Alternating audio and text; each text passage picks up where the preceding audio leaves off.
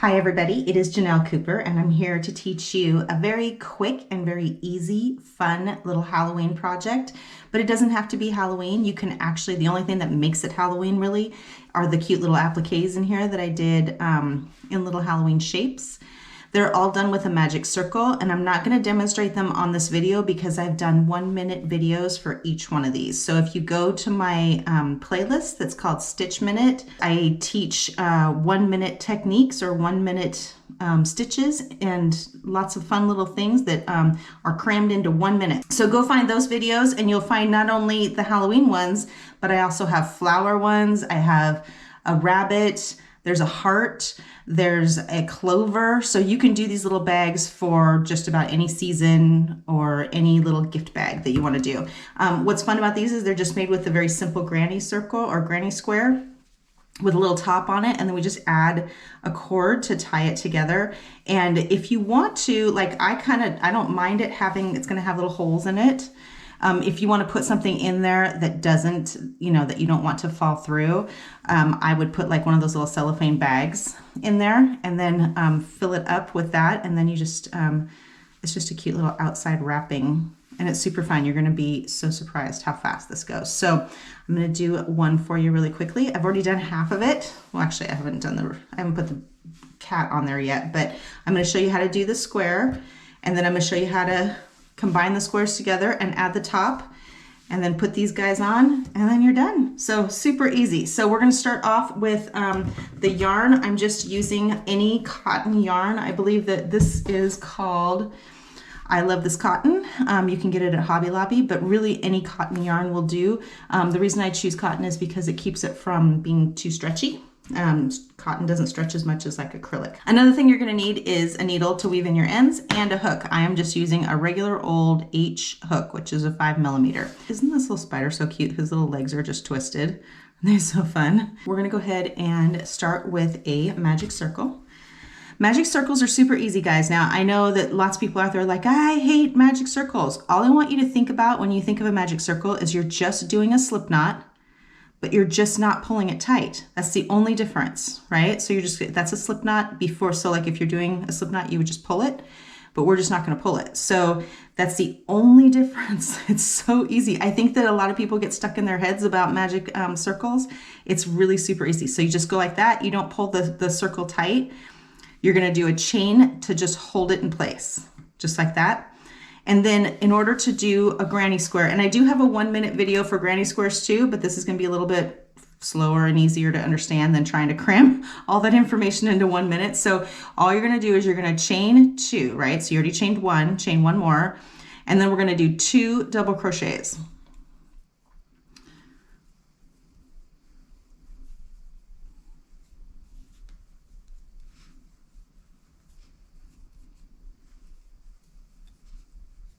Okay, so each one of these little guys is made up of 3 double crochets, but that chain 2 right there counts as the first one. Okay, so in between, on the corners only, you're going to do a chain 1. Okay, so only on the corners. Up when we get up into these upper levels and we're just doing side pieces, no chain 1 on that. So keep that in mind when we get there. So chain 1, and then you're going to do another cluster, so 3 double crochets.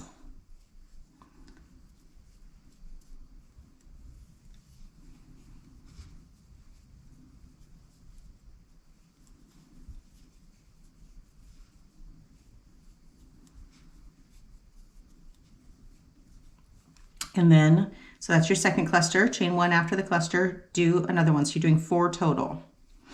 Okay, so we have 4 clusters and they each have a chain 1 after it, right? So there's the first cluster, chain 1, second cluster, chain 1, third cluster, chain 1, fourth cluster, chain 1. Here comes the magic part of the magic circle. You're just gonna take this right here, you're gonna pull it tight. You can leave it open if you like that little hole in the middle. I usually don't like the hole in the middle for myself, but when we did these little ghosts, having that little hole in the middle is kind of cute because it kind of looks like his mouth. So it's completely up to you what you want to do. So go ahead and you're going to come over here. You've already done the chain 1. In order to pull it together, you're just going to slip stitch into this, which is the top of the chain 2, the very first one. and then we're going to chain up 2. So there's your first little square, and we're going to just chain up 2. Now this is what I do, and I've seen a lot of granny squares where they sort of rotate as they go, and people are like, why is mine rotating? I honestly don't know why that's happening. I've never had that happen to me at all. So if I'm doing something differently, I'm thinking it might be this. If I'm doing something differently, please tell me in the comments from what you do. But this part right here, when I chain up 2 and it's on this side, which will be on the next row. So when it's on this side, I just go ahead and do my cluster right into this hole, right? But since it's on the left side of the hole, I'm just chaining up 2 and then I'm jumping over to the next one. And then we'll complete this when we come around to the end. Hopefully that makes sense. You're going to see me do it. So hopefully the visual will make more sense. So right now what we're doing is we're building from this little square in the middle to this second row. And in the second row, we have a corner, a side, a corner, a side, a corner, right? So what we're going to start off with is the corner. So go ahead and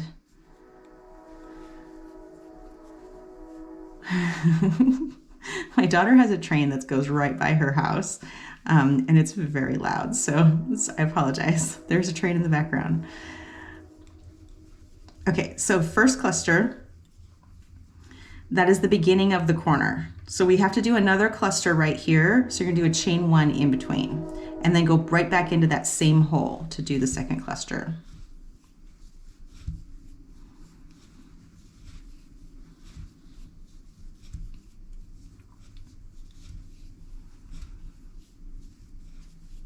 Okay, like that. I'm gonna try not to lean on this table too much because the camera shakes whenever I lean on the table. Okay, so now what we're gonna do is we're on the side. We're gonna jump over this corner. We've made our first corner, and we're gonna jump over to this corner. So we're not gonna chain 1 in between. Like this is just a side piece. So you're gonna leave that and just go straight over into the next corner. Okay, and then you're going to do 2 clusters separated by a chain in the middle. The train goes by so often that if I had to wait for every single train to go by before I recorded, I would never get anything done.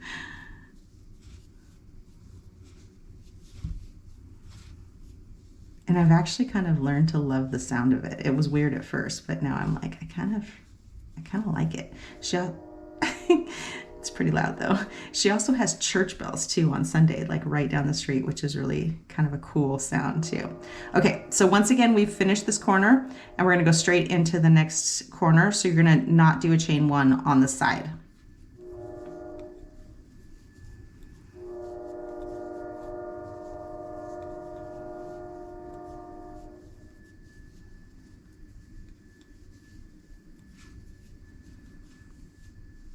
Okay, chain 1.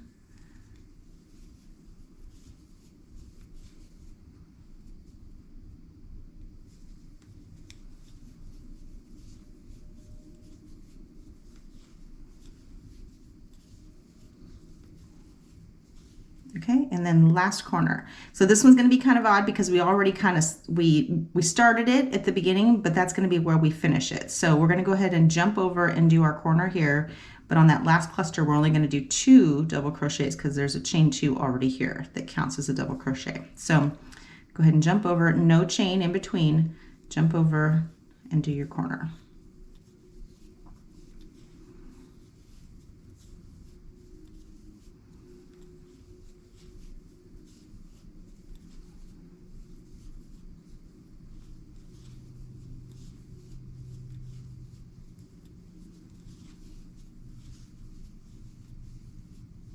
Okay, so instead of doing the third chain or the third double crochet, I'm just going to go ahead and slip stitch to join right into the top of that chain 2 right there.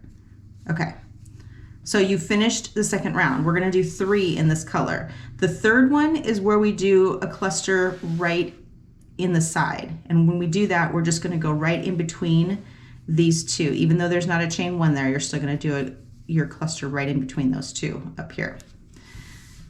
But other than that, that's pretty much all you do. So here's where, so see how I said we're going to chain 2, and it's on the right side of the hole, right? It's coming up from here. So we're going to go ahead and do, instead of skipping over, we're going to go ahead and do all of our cluster in this hole. I think that might be what keeps mine from tilting.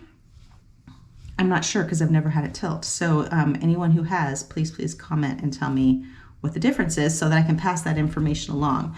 Then we're going to skip over, again, this is a side piece, not a corner piece, so no chain in between. Skip over here and do your corner. So I've been in Tennessee for 3 months and I am leaving tomorrow to go back home to Oregon. And so I'm planning on leaving these little bags here with my daughter. And so I just wanted to get it recorded before I left. So it's really weird. It's like nighttime. She's at a church event and I'm just sitting here recording as fast as I can. I already did the Halloween garland, which was the video before this one. I did that one and I left her one and I made one for myself, which I might actually give to my son because he just moved into his first apartment. But I don't know, he might think it's a little too frilly for him. So we'll see if he wants it. If he wants it, he can have it. If he doesn't want it, I will keep it. So just remember, on the sides, no chain in between, only chain in the corners. Okay, so go ahead and complete that until you get to the end. I'll meet you here and then we'll change color and I'll go on to the next one. Okay, so you have a couple of choices when you get to the end. You could pull through the new color, but let me show you what happens when you do that. And this is completely up to you. It's faster, obviously, to just pull the new color in and keep going, but it gives it kind of a weird mark to it. Now it's inside the bag, so it shouldn't make a difference, right? But if you are a perfectionist, where, you know, I try not to be, but sometimes I can't help it. Hold on, let me show you. We're going to chain up 2. And then what I would normally do, because we're on the left side of the hole, I'm going to skip over here, right? So we'll go ahead and go into this little hole here. Okay, so see how this is way up here in the color? When you come in, you finish that cluster, it just looks weird because you have the cluster all in the hole, but this is up above it. So it looks weird to me. So that is completely up to you. If that doesn't bother you, then just keep going. So you can just do it that way, keep going, and then you can weave your ends in at the end. But I'm going to always, what I end up doing, I always want to do it the fast way, and then I take it apart and I do it this way. I'm just going to end it, and I'm going to weave in my ends, and I'll start my new color. I'll just pull in the color on a new round. So one thing too, don't worry about this circle coming apart. It might loosen up on you while you're working, but when we come through and we weave our ends in, I'm going to show you how to do it so that circle will never come undone. Like even if you want it to. Like in fact, make sure that you didn't make any mistakes and want to take it apart, because when we weave these ends in, it's really hard to figure out where they are. So it's hard to take it apart. So let's weave this in. You're just going to go back through here the way you came. I always use the back and forth method now.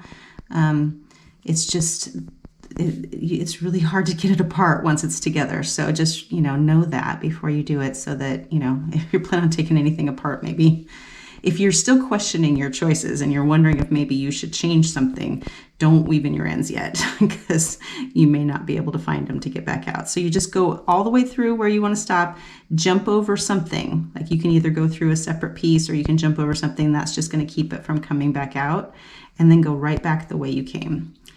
And I am telling you, it is very hard for it to come apart. So it's pretty secure. My daughter's cat says hello. I'm gonna go ahead and just trim this off, and then I'll show you how to do this. We're basically gonna do the exact same thing on the magic circle part. I always have people complain that their magic circle comes apart. I've never personally had that happen, and I think it's because of this, the way that I do this. It literally is very hard to get it apart. So pull it nice and tight, or if you want the hole in the middle, then leave that hole there, but I prefer no hole on mine. And then just go through some of the stitches. On magic circles, I actually kind of like to go around the whole circle to kind of pull it together. And I'll even, when I do the piece of yarn that I jump over, to stop it from coming back, I usually go to the first one of the circle because that way it kind of just makes it all loop together and it doesn't look like there's a gap there. That's the only reason I do it. Really, you probably only need to go through like 4 or 5 stitches or 4 or 5 pieces of yarn and you're good to go. Just go right back the way you came. And that is super, super secure. If you're not sure you believe me, try pulling it apart. Or try even just finding the piece of yarn to take it apart. So one of the great things about the back and forth method, which you'll see I say on every single one of the 1-minute videos, weave in your ends using the back and forth method, especially when it comes to magic circles, is because when you have something that you use all the time, like for a blanket or something, those little ends tend to like poke themselves out. I don't know if you've noticed that in your work in the past, but it's super annoying. And when you do the back and forth method, they don't do that. Okay, so we're joining a new color on here. I'm just gonna do it by pulling in a slip stitch and then doing chain 2 up. And then I'm just gonna continue on as if I'm going to go over the top like I would normally for this row. So we're going to skip over to this side and we're going to do our block right here.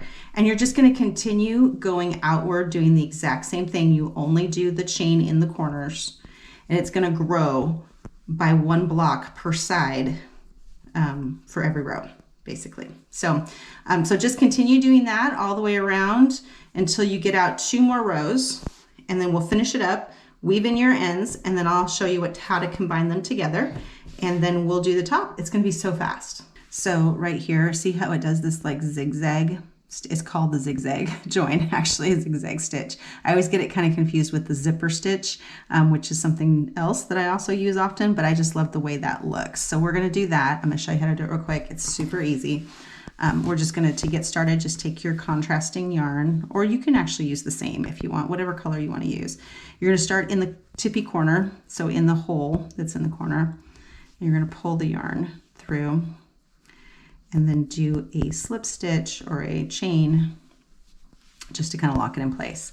Then what we're going to do is you're going to want to make sure that you line this yarn this way because we're going to be pulling up through here. So you're going to go into the top of this stitch right here. You want to make sure you go under both loops and then you're going to pull up the yarn on one side and then slip through there. Okay, then go over to the other side and do the same exact thing. You're going to go from the top down, pull up the yarn, slip stitch, go back and forth all the way across. Oops. The only thing is just making sure that you get both loops in there.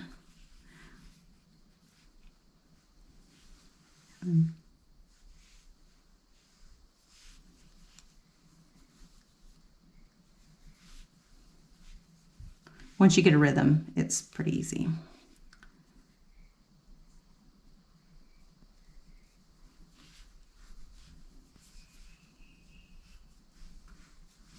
Okay, just like that. So what you're going to do is you're going to continue to do that all the way around these 3 sides. And then when we get up here, we're going to end doing that and then we're going to continue with the granny stitches across the top. So just go ahead and do this part right here all the way around and I'll meet you up here at the top. Okay, so finish that. This is going to be super easy. The rest of it's like just a piece of cake. So we're going to go ahead and chain up 2. The only tricky thing about this is that you're going to end up doing a cluster on this side and on this side. What it does is it makes it go out just a tiny bit, just enough for it to like be the top of a bag, and then you're good to go. The rest of it's just normal. So now we've gone from doing granny squares to granny stripes. So it's just a cluster in every single space all the way around. So I'll do the first couple, I'll do the first row for you, but then it's pretty simple. And then I'm just going to do 3 rows of those.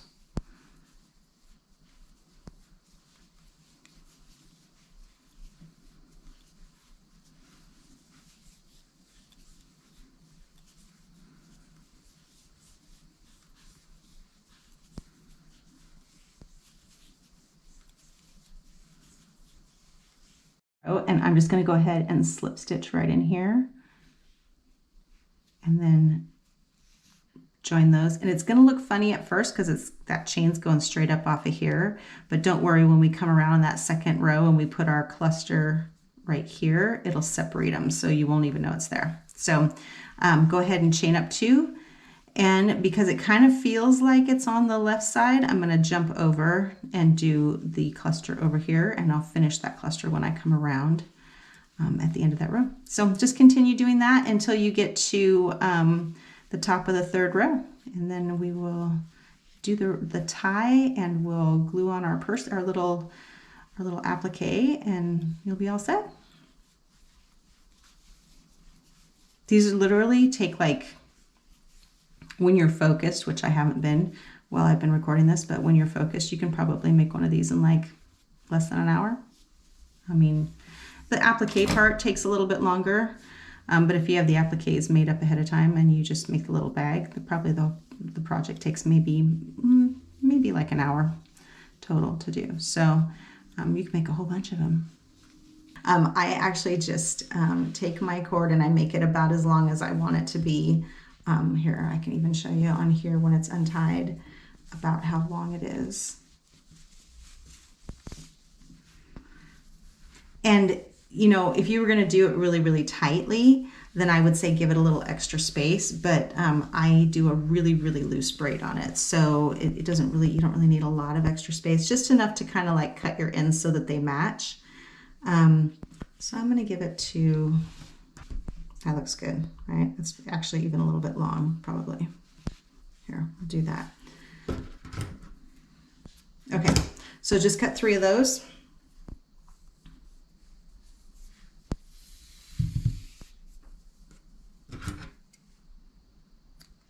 Okay, so you're just gonna take the end of this and kind of the length that you want, maybe a little bit extra length on it because you want to be able to trim them and make sure they match at the end. So go ahead and tie them in a knot.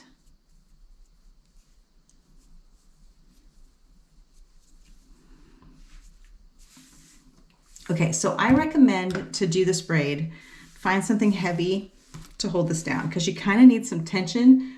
I don't have anything heavy to hold this down for. Here, I'll just use my phone. But it's just kind of to give you a little bit of tension while you're doing this braid. And the only thing frustrating about this is because it's so long, you're going to have to untangle it sometimes. And this takes a little bit of time. So just be patient with it. I do a really, really loose braid on it. If you don't know how to braid, I guess I never really thought about that. If you don't know how to braid, you just kind of do one over the top of this one. Always goes over the top of the middle one. So take the outside one, go over the top of the middle one, and then just make sure you do it a little bit tight up here. I guess I never really considered that somebody doesn't know how to braid. Get down to the end and you're just going to tie this in a knot too. I kind of go back a little bit on the braid just because that way the braid's nice and tight all the way up to the knot. And then we're going to weave it in. It's not going to be perfect because I didn't plan ahead and make sure that there was like a center, because there's like 1, 2, 3, 4, 5, 6. So because there's 6, I think I need to go through the center right there. So, but I think it ends up coming out. I went through the center on that one. It comes out over there just because of the way the numbers work out. When you pull it all together, it doesn't really matter. So go through here and just weave it in and out all the way around.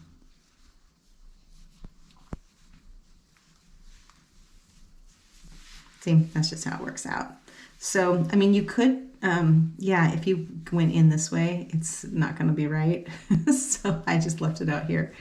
So go ahead and like match them up so that they kind of are about the same length.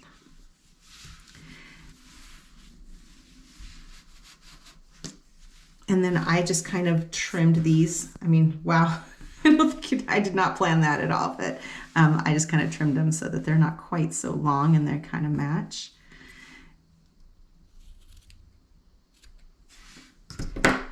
Like so. And then you just tie it together. But before we tie it together, we want it to be laying a little bit flat when we put our little guys on there. So what I did, there's a couple different ways you can do this. You can sew these little appliques on, and if you are making a blanket out of these squares, I would recommend that, because if it's something that you're going to wash often, you definitely want it to be nice and like secure on there and the glue's not going to come off. But when I'm doing something that isn't going to be washed often, I tend to like do the easiest possible thing. I just realized that was totally crooked, but I would fix it. So I try to do the easiest possible way to do it. So what we're going to do is we're going to hot glue these things on. And if you want to sew it on, you absolutely can. That is completely up to you, but I'm just going to go for quick and easy. So I have my hot glue gun all ready to go. Oh, shoot. Luckily that was dry. I have a funny story. So when I was hot gluing the other one, this is my daughter's hot glue gun, and it doesn't advance very well. It's just a little, cute little quick fix one, right? And so I was pushing this part to go down, and then all this hot glue came out, but I didn't want it to fall on her couch or on my work. So I literally caught it in my hand. Don't do that. Please, please, please. It was so hot and it hurt so bad, but luckily it didn't like scar me for life or anything. But I always like to have like a little plate or something nearby to catch things on it, and I just wasn't prepared when I did it this time. Okay, so I just go around the outside. If you want to glue his little legs down, you can. I might leave him just to kind of be willy-nilly on there. Usually like on this guy, I glued these little sections down separately. But on this guy, I might just let his legs do whatever they're gonna do on there. And just don't put so much glue on it that it's gonna like go through, because obviously you don't want to glue it together on the inside. Okay, flip it over. Let's do the kitty.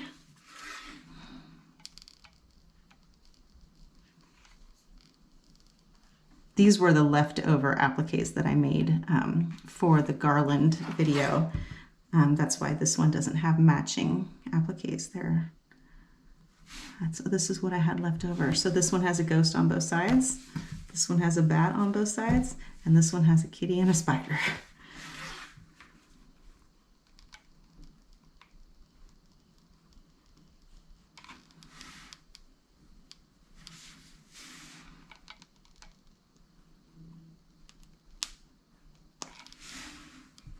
Okay, that is that, and it dries almost instantly.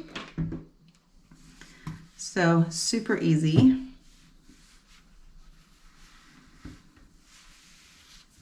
Ta-da! All done. Super fast, super easy project for Halloween. Hope you liked it. I would love to see pictures of what you create always. So if you would like to join me on my Facebook group, it's called Janelle's Quarantine Crochet. You're welcome to join us there. And then that way you can be cheered on by everybody else in the group, and also share pictures of your creations and ask for help if you need help. There's lots of people to assist you there. Oh, so cute. My little ghost bag. Thanks for watching. See you on the next video.